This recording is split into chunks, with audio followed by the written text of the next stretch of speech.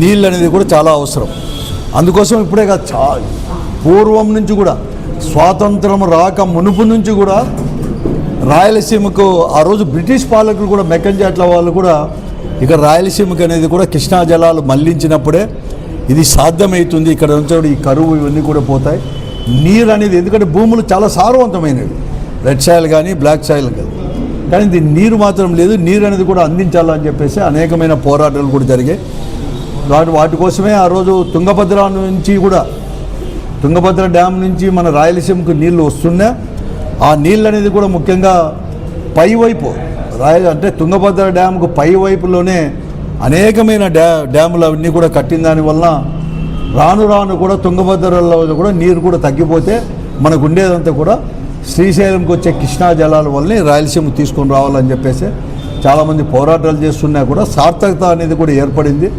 అందరూ మాటలకు మాత్రం పరిమితమైతే డాక్టర్ వైఎస్ రాజశేఖర రెడ్డి గారు 2004లో ముఖ్యమంత్రి అయిన తర్వాత దానికి ఒక సార్థకతగా తీసుకొని వచ్చేసి 40 టీఎంసీలతో సామర్థ్యంతో 4 జిల్లాలకు, దాంట్లో అత్యధిక భాగం నీళ్ళు వచ్చేసి అనంతపురం జిల్లాకు తీసుకొని రావాలని చెప్పేసి దాన్ని తీసుకొని రావడం జరిగింది.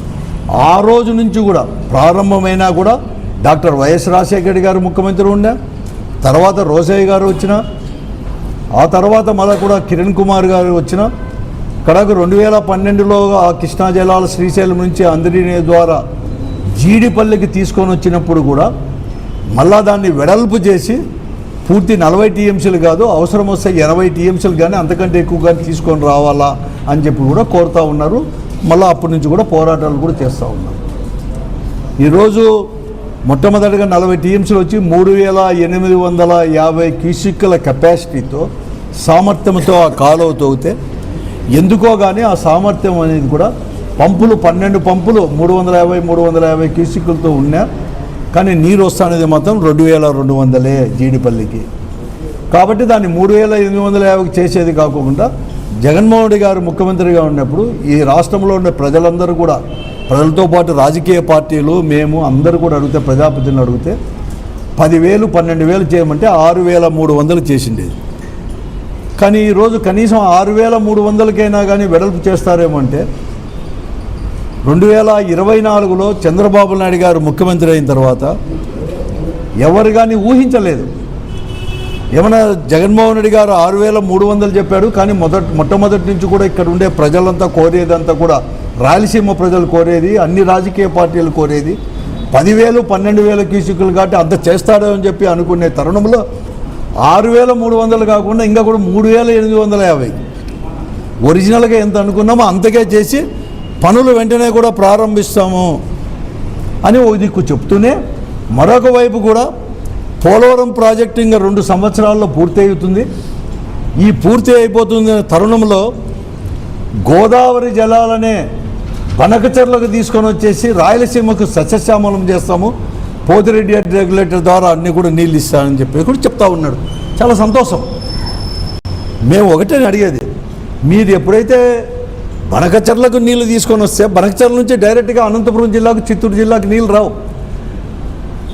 బనకచెర్ల డ్యామ్ వచ్చేసి అక్కడ వచ్చేసి కాంప్లెక్స్ అనేది శ్రీశైలానికి 20 కిలోమీటర్ల దూరంలోనే ఉంటుంది.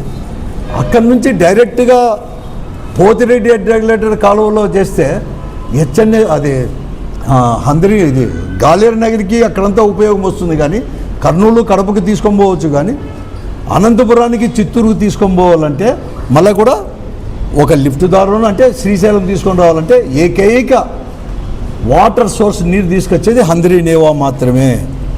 అంటే హంద్రీ నీవాను 40 టీఎంసీలు కాదు 80 టీఎంసీలో మీరు తీసుకొని వస్తే దాన్ని తీసుకొని రావాలంటే హంద్రీ నీవా అనేది కూడా వెడల్పు చేస్తేనే ఇది సాధ్యమవుతుంది. అటువంటి వైపు ఇదికేమో బనకచెర్లకు నీళ్ళు తీసుకొని వస్తాం గోదావరి జలాలని చెబుతూనే దీన్ని మాత్రం ఇంకా కూడా 10,000 క్యూసిక్లో 12,000 క్యూసిక్లో చేయాలని అడిగేటప్పుడు మేము 3,850కే మేము చేస్తాం ఫస్ట్ ఫేజ్, సెకండ్ ఫేజ్ ఇవన్నీ కూడా లైనింగ్ చేస్తామని చెప్పడం నిజంగా కూడా ఈ ప్రాంతానికి మరీ ముఖ్యంగా అనంతపురం జిల్లాకు, చిత్తూరు జిల్లాకు పెద్ద దెబ్బ. అంటే భవిష్యత్తులో ఎక్కడ కానీ నేను ఒకటే అడుగుతున్నాను ఈ ప్రభుత్వాన్ని, మీకు ఈ జిల్లాలపైన రాయలసీమపై నిజంగా ప్రేమ అనేది ఉంటే మీకు కూడా భవిష్యత్తుని గురించి భవిష్యత్తులో నీళ్ళు తీసుకొని రావాలంటే దీన్ని వెడల్పు చేయండి. నువ్వు వెడల్పు చేయకోకుండా మీరు లైనింగ్ చేస్తే భవిష్యత్తులో చేయడానికి కూడా వీలు ఉండదు. ఎందుకంటే మీరు 2014లో ఈ రాష్ట్రం విడిపోయిన తర్వాత హెచ్ఎల్సీ కూడా తీసుకొని రావాలా, సమాంతర కాలువన తీసుకొని రావాలంటే హెచ్ఎల్సీకి మేము అనేది కూడా వెడల్పు చేసుకొని రావాలా అని చెప్పేసి పెద్ద ఎత్తున ఈరోజు ఫైనాన్స్ మినిస్టర్గా ఉండే కేశవ్ గారు కానీ, అప్పుడు మంత్రిగా ఉండే సునీతమ్మ గారు, వీళ్ళందరూ కూడా 2015లో పోయి ఆ ముఖ్యమంత్రితో మేము చర్చిస్తామని చెప్పేసి అక్కడ పోయి దాన్ని వెడల్పు చేయకోకుండా 4850కి, అంటే ఇక్కడి నుంచి తుంగభద్ర డ్యామ్ నుంచి మన బార్డర్లోకి 106 కిలోమీటర్లు అంతకే మీరు వచ్చేసి లైనింగ్ చేసిన దానివల్ల ఇంక హెచ్ఎల్సీ నుంచి భవిష్యత్తులో వచ్చేకి కూడా ఇంకెక్కడ అవకాశాలు లేవు. ఉండేది కేవలం అందరి నీవాని. కాబట్టి అందరి నీవాను వెడల్పు చేయండి. ఈ రోజు మీరు ఏదైతే లైనింగ్ చేస్తున్నామో, లేకుంటే ఫస్ట్ ఫేజ్లో 3850కి మాత్రమే వెడల్పు చేస్తామనే దాన్ని వెంటనే దాన్ని నిర్ణయాన్ని మార్చుకొని భవిష్యత్తు, ఈ రాయలసీమ యొక్క ప్రజల యొక్క భవిష్యత్తును దృష్టిలో పెట్టుకొని వెంటనే ముఖ్యమంత్రి చంద్రబాబు నాయుడు గారు కూడా రాయలసీమకు సంబంధించిన వారు, అందరూ రాయలసీమ వారికి సంబంధించిన వారి పేరంతా కూడా రాయలసీమకే. ఈ జిల్లాలో ఉండే కరువును చూపించే కేంద్రానికి కూడా విన్నవించి కేంద్రం దగ్గర నుంచి నిధులు ఎక్కువ తీసుకొచ్చుకుంటారు. మా పేరు చెప్పి, రాయలసీమ ప్రజల పేరు చెప్పి, రాయలసీమలో ఉండే కరువు పేరు చెప్పేసి, కానీ ఆచరణలో మాత్రం ఇక్కడ కానీ పెట్టలేకపోతున్నారు. కాబట్టి నేను వెంటనే కూడా ఆ లైనింగ్ చేసేదాన్ని 3850 క్యూసెక్కులకు మాత్రమే పరిమితం చేసి వెడల్పు చేసే ఫస్ట్ ఫేజ్ దాన్ని నిర్ణయాన్ని మార్చుకొని వెడల్పు చేయండి 10,000కు అని చెప్పేసి నేను ఈ ప్రభుత్వాన్ని అడుగుతున్నాను. ఇంకా నేను చాలామందిని అడుగుతున్నాను కూడా. ఈరోజు కూడా ప్రజాప్రతినిధులు ఇక్కడ జిల్లాలో రాయలసీమలో ఉండే వాళ్ళందరూ కూడా సీరియస్గా ఆలోచన చేయండి. రాజకీయాలు మళ్ళా ఉంటాయి. ఎవరు అధికారంలో ఉన్నారు, ఎవరు ఎమ్మెల్యేలుగా ఉన్నారు, ఎవరు మంత్రులుగా ఉన్నారు, ఏ పార్టీ అనేది కూడా కాదు. బట్ ప్రజలు అనేది, ఈ ప్రాంతం అనేది చాలా ముఖ్యము. భవిష్యత్తును దృష్టిలో పెట్టుకోండి. కాబట్టి వెంటనే మీరందరూ కూడా ఇప్పుడు ఉండే రాయలసీమ ఉండే ఎమ్మెల్యేలు అందరూ పోయి ముఖ్యమంత్రి గారి దగ్గర పోయి ఏదో లేకుండా మూకుమ్మడిగా అందరు కలిసికట్టుగా పోయి నేను మళ్ళా కూడా చెప్తున్నాను, మీకు చేతనైతే చిత్తశుద్ధి ఉంటే ఈ హంద్రీనీవా ప్రాజెక్టుని వెడల్పు చేయండి. మీకు చేత కాకపోతే శాశ్వతంగా మీరు లైనింగ్ చేస్తే ఇంకా వెడల్పు చేయడానికి అవకాశమే ఉండదు. భవిష్యత్తులో ఏ ప్రభుత్వం వచ్చినా, ఏ ప్రజాప్రతినిధులు ఉన్నా కూడా. కాబట్టి పెద్ద ఎత్తున దెబ్బతీసినట్టు, నిజంగా చెప్పాలంటే చేస్తుంది, ద్రోహం చేసినట్లయితుంది. కాబట్టి దానికోసం వెంటనే దాన్ని విరమించుకోవాలని చెప్పి నేను కోరుతా ఉన్నాను. మరీ ముఖ్యంగా ముఖ్యమంత్రి గారు అయితే ఢిల్లీకి పోయినా, రాయలసీమకు వచ్చినా గోదావరి నీళ్ళు బనకచెర్లకు తరలిస్తానని చెప్పేటప్పుడు నువ్వు ఎవరి కోసం తరలిస్తావా నీళ్ళు? రాయలసీమ కోసమే కదా. ఆ రాయలసీమలకు తరలించాలన్నప్పుడు రాయలసీమ కోసం మీరు ఇవన్నీ తీసుకొచ్చినప్పుడు ఎలా తీసుకొస్తారు ఆలోచించండి. ఎలా తీసుకొస్తారు? That is the only source Handri Neeva project. ఇంకా వేరే ప్రాజెక్టే లేదు. అసలు మీకు అనంతపూర్కే కాదు, మీ చిత్తూరుకు తీసుకొని పోవాలన్నా కూడా ఎక్కువ నీళ్ళు తీసుకొని పోవడానికే కదా. ఇంకొక 10,000 క్యూసెక్కులు అంటే ఇప్పుడు ఇప్పుడు వచ్చే 3,800 కాదు, ఇంకో 10,000 చేయాలన్నా, అంటే ఇంకో 10 టీఎంసీలు ఎక్కువ చేయాలన్నా, లేకుంటే 30 టీఎంసీలు తీసుకొని రావాలి. తర్వాత ఇటీవల మేము చూస్తున్నాను, రాష్ట్రం విడిపోయిన తర్వాత, తెలంగాణలో మన రాష్ట్రం విడిపోయిన తర్వాత కృష్ణా జలాలపైన అక్కడ తెలంగాణకైన ముఖ్యమంత్రి, ఏ ముఖ్యమంత్రి ఉన్నా, ఏ పార్టీ ప్రభుత్వం ఉన్నా, ఎవరున్నా కూడా వాటిలో మాట్లాడుతున్న తీరు, మరీ ముఖ్యంగా ఇప్పుడు రేవంత్ గారు వాళ్ళు మాట్లాడుతున్న తీరు, రాయలసీమకి అసలు నీళ్ళు వేయకూడదని వెంటనే తీసుకొని పోవాలా అని చెప్పేసి, నాగార్జున సాగర్ కానీ ఇక్కడ కానీ మనం ఎక్కువ తీసుకుంటామని చెప్పి, ఈ పరిస్థితుల్లో శ్రీశైలం నుంచి ఎంత తక్కువ కాలంలో ఎంత ఎక్కువ నీరుని తోడుకుంటే అంత ఉపయోగం. కానీ ఆలస్యమైతే పెద్ద దెబ్బ రాయలసీమకు. కాబట్టి వెంటనే కూడా పునరాలోచన చేయాలని చెప్పేసి ఈ ప్రభుత్వాన్ని కూడా నేను కోరుతా ఉన్నాను. వెంటనే దాన్ని ఉపసంహరించుకొని దీన్ని చేయండి, హంద్రీనీవాని వెడల్పు చేయండి.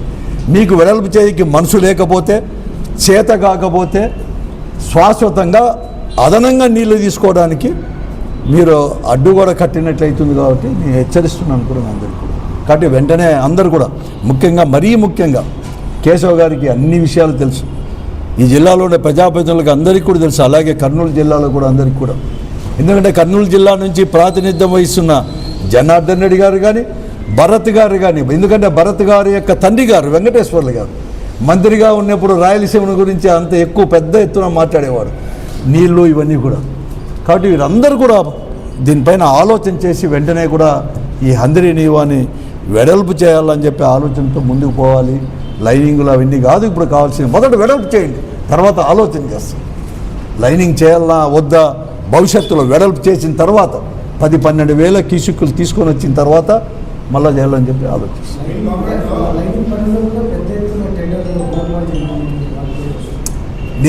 నేను చెప్పేది ఏమంటే అది ఓ సబ్జెక్ట్, ఇంకా అది దాని గురించి లైనింగ్లో జరిగినా ఏదో వాళ్ళ స్వార్థం కోసం కాదు. నేను వెంటనే అవన్నీ కూడా లైనింగ్ అనేది కూడా వెంటనే స్టాప్ చేసి ఆ డబ్బునే వెడల్పు చేయడానికి ఉపయోగించుకోండి అని చెప్తుంది.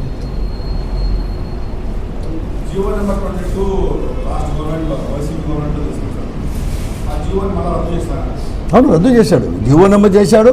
తర్వాత ఇంకోటి కూడా, ఏదైతే ఈ గాలేరి నగర్ నుంచి అంటే గండికోట నుంచి డైరెక్ట్గా పుంగనూరుకి తర్వాత కుప్పానికి నీళ్లు తీసుకోమంటే చిత్తూరుకు అందరి నీళ్ళు ద్వారా దాన్ని కూడా ఈరోజు నిలబెట్టేసి మళ్ళీ కూడా అందరి నీవో ద్వారా తీసుకోమని మాకేం అభ్యంతరం లేదు, అందరి నీవో ద్వారా తీసుకోమని.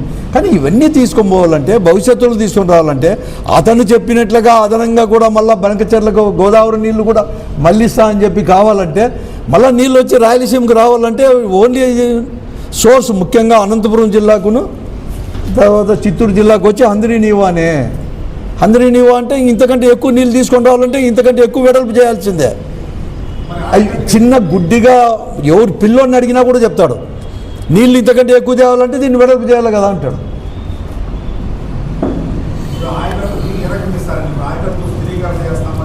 తర్వాత వెంటనే కూడా దానికంటే అందుకంటే ఇప్పుడు వచ్చిన నీళ్ళు కూడా వాడుకోలేకపోతున్నాం.